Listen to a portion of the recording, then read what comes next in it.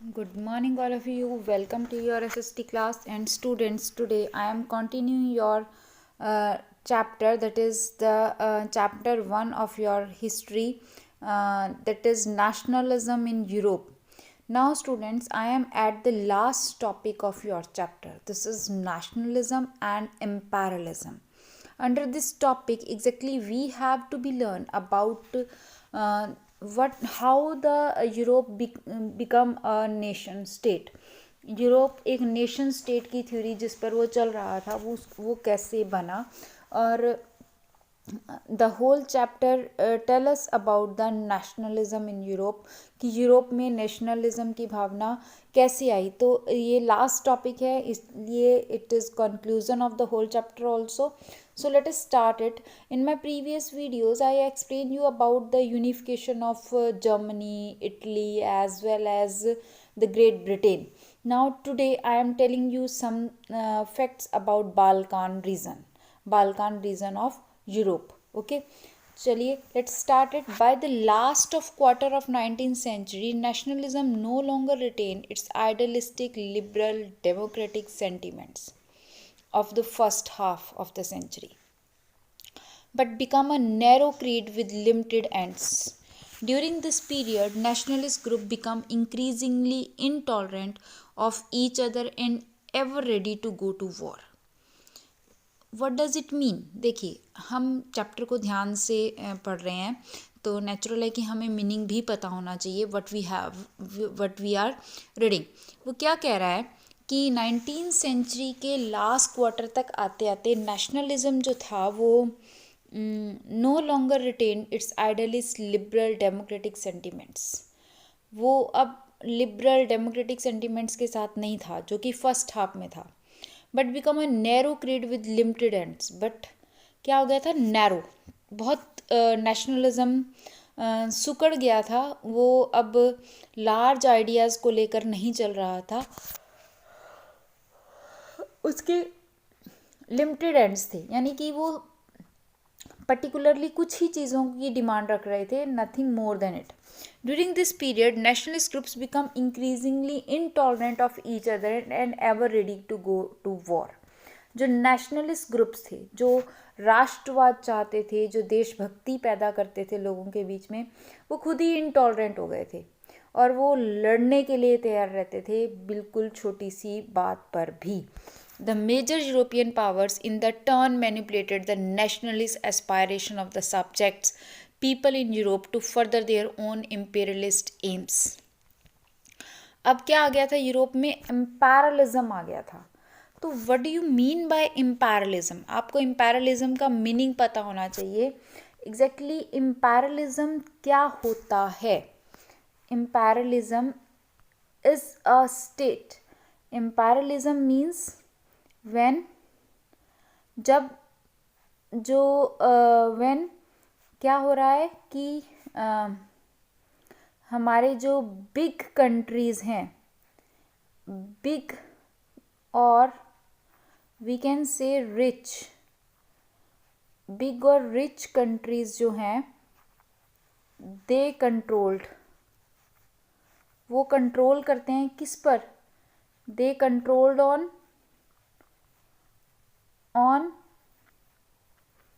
Poor countries, on poor.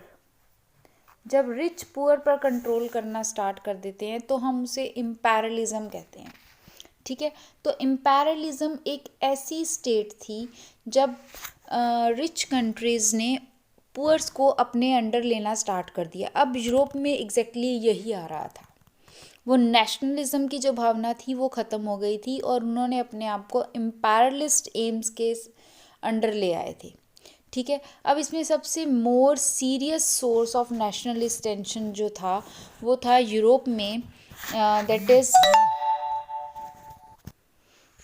वो क्या आ गया था यूरोप में एग्जैक्टली वो जो पीरियड आ रहा था वो आ रहा था टेंशन का. Europe after 1817 was the area called the Balkans. वो जो टेंशन वाला एरिया था वो था Balkans. Balkans was a region of geographical and ethnic variation comprising modern day Romania. Balkans region कौन सा था? जोग्राफिकल और एथनिक वेरिएशन के साथ वाला रीजन था, जिसमें आज का Romania, Bulgaria, Albania, Greek, Macedonia, Croatia, Bosnia, Herzegovina, Slovenia, Siberia, Montenegro, all these regions are there under the Balkans. मतलब we can say that the whole region is known as Balkans, and this is inhabitants were broadly known as Slavs. और इन सब inhabitants को जो ज़्यादातर उसमें जाना जाता था एज अ स्लेव्स के रूप में जाना जाता था. A large part of the Balkan was under the control of Ottoman Empire. और बाल्कान्स का जो एक लार्ज एरिया था वो किसके कंट्रोल में था? That is the under the control of Ottoman Empire. The spread of the ideas of romantic nationalism in Balkans together with the disintegration of the empire, Ottoman Empire. अब वो क्या कह रहा है कि बाल्कान रीजन्स में जब नेशनलिज्म की भावना जागृत हुई तो उसमें डिसइंटीग्रेशन हो गया. किसका? ऑटोमन एम्पायर का. Made this region very explosive. और इसकी वजह से ये जो पूरा का पूरा रीजन था वो बहुत ज़्यादा एक्सप्लोसिव हो गया. मतलब वो कहता है ना भी जो मतलब बहुत जल्दी जल उठता है, वो एक्सप्लोजन उसमें बहुत जल्दी हो सकता था बाल्कान्स में. Although the 19th century Ottoman Empire had sought to strengthen itself through modernization and internal reforms. और दूसरी चीज़ क्या थी कि जो ऑटोमन एम्पायर था वो खुद भी अपने आप को स्ट्रॉन्ग करना चाह रहा था, मॉडर्नाइज करना चाह रहा था बाय इंटरनल रिफॉर्म्स, अपने अंदर कुछ रिफॉर्म सुधार के साथ. But with very little success. But वो इसमें सक्सेसफुल ज़्यादा नहीं हुआ. One by one, its European subject nationalists broke away from its control and declared independence. अब हुआ क्या कि ऑटोमन एम्पायर अपना जो ग्रिप था वो उसको लूज़ करता जा रहा था धीरे धीरे, और धीरे धीरे नेशनलिस्ट मूवमेंट्स की वजह से ऑटोमन एम्पायर से जो स्टेट्स थे वो धीरे धीरे आउट ऑफ कंट्रोल होते जा रहे थे और वो अपने आप को इंडिपेंडेंट नेशन बनाते जा रहे थे. मतलब जो एरिया बाल्कान्स के अंडर था और ऑटोमन एम्पायर के अंडर था वो धीरे धीरे फ्री होता जा रहा था. ठीक है. एंड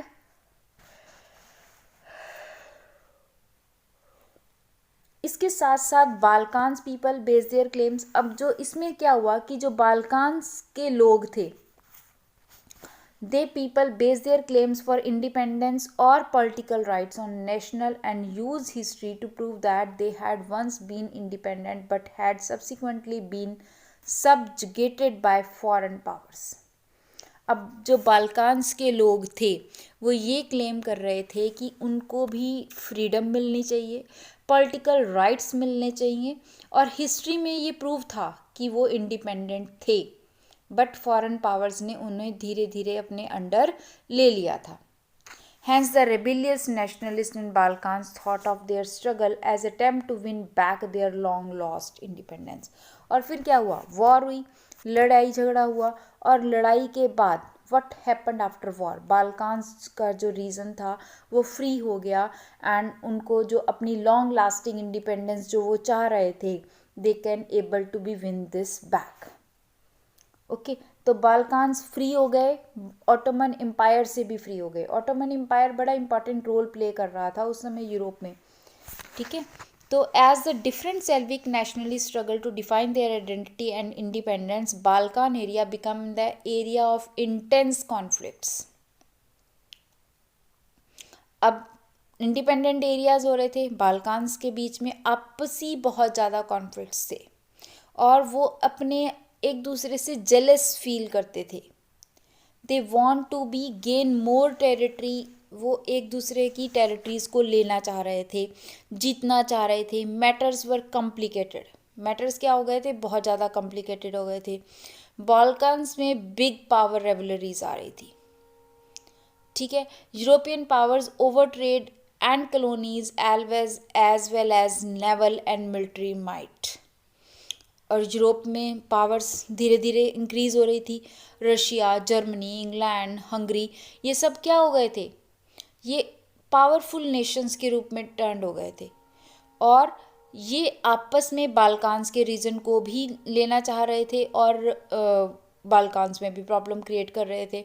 ठीक है, countering of the hold of the other powers over the Balkans and extended its over control over the area. This led to the series of war in region and finally the first world war.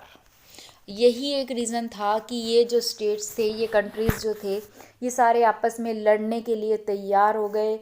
Explosive तो था ही, और बस वो चिंगारी उसमें डाल दी गई और जो पूरा का पूरा वर्ड जो है वो किस में टर्न हो गया, वॉर में टर्न हो गया, और फर्स्ट वर्ल्ड वॉर स्टार्ट हो गई इन द 1914। और बहुत सारे कंट्रीज़ जो थे वो यूरोप में इंडिपेंडेंट भी हो गए इम्पीरियल डोमिनेशन से। बहुत सारे ऐसे भी थे जिन्होंने इम्पीरियल डोमिनेशन को अपोज किया, एंटी इम्पीरियल मूवमेंट्स डेवलप की और नेशनलिज्म को के लिए स्ट्रगल किया। तो इस तरह से पूरे यूरोप में जो नेशनलिज्म की भावना थी वो भी बढ़ी और इसके साथ साथ इम्पेरियलिज्म के अगेंस्ट खड़े हुए। यूरोपियन आइडियाज़ जो नेशनलिज्म के थे वो अब क्या रह गए थे, वो सिर्फ एक कंट्री या एक एरिया के लिए नहीं थे, बट फॉर द होल। हर एक लोग, हर एक तरह का कंट्री अपने आप को डेवलप करना चाह रहा था अपनी एक स्पेसिफिक वैरायटी ऑफ नेशनलिज्म के साथ। ठीक है, तो इस तरह से the whole Europe came to be in the present situation. पूरा का पूरा यूरोप जो है आज की प्रेजेंट सिचुएशंस में आया। तो this is all about the whole chapter nationalism in Europe. Okay, now we just have to do the question answers of this chapter. Okay, thank you.